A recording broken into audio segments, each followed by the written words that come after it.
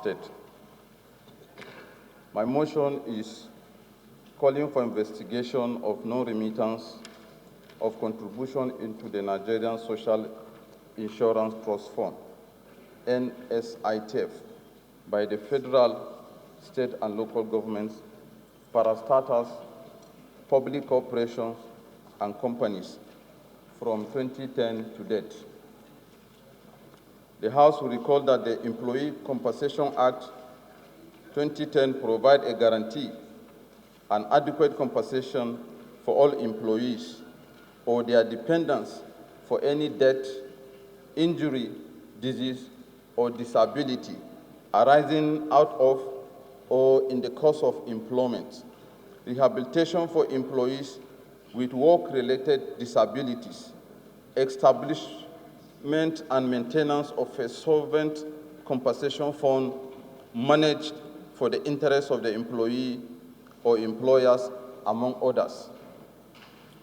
It's worth noting that Section 23 of the Act states that every employer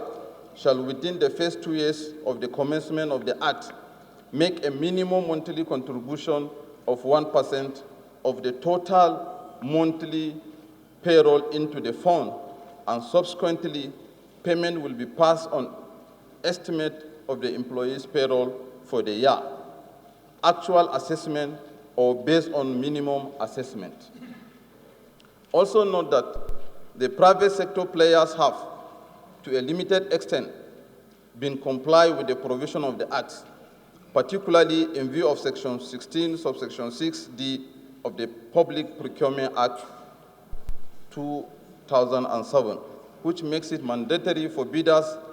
to have fulfilled all obligations to pay taxes, pension, and social security contributions. However, the federal, state, and local governments and parastatals, public corporations, and companies have failed to make payments of their contribution to the Nigerian Social Insurance Trust Fund, despite the mandatory provision of the Act. Further note that the definition of an employer under Section 73 of the Act is broad and covers all levels of government, given that it defines an employer to include any individual, body, corporate, federal, state, or local government, or any of the government agencies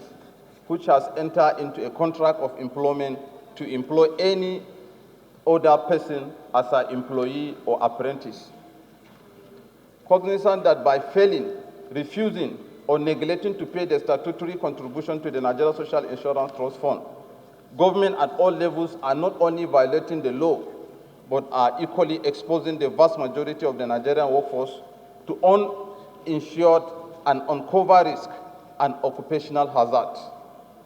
And by extension, the large pool of workers cannot be compensated for injuries, mental stress, occupational hazard, hearing impairment, total partial disability, or disfigurement, among others. Mr. Speaker, honorable colleagues, we are aware that only members of the armed forces, including civilian employees of the armed forces, are exempted from mandatory employers' contribution under the Act. Observe that if this abnormality is not addressed, civil and public servants will continue to be shortchanged and remain at the receiving end of a system that exposes them to occupational hazard without any form of insurance or compensation. Resolve that, Mr. Speaker, the Honorable House should set up ad hoc committee to investigate the non-remittance of contribution to the Nigerian Social Insurance Fund by the federal, state, and local government and parastatals, public corporations, and companies, and report back within 6 for further legislative action. I so move.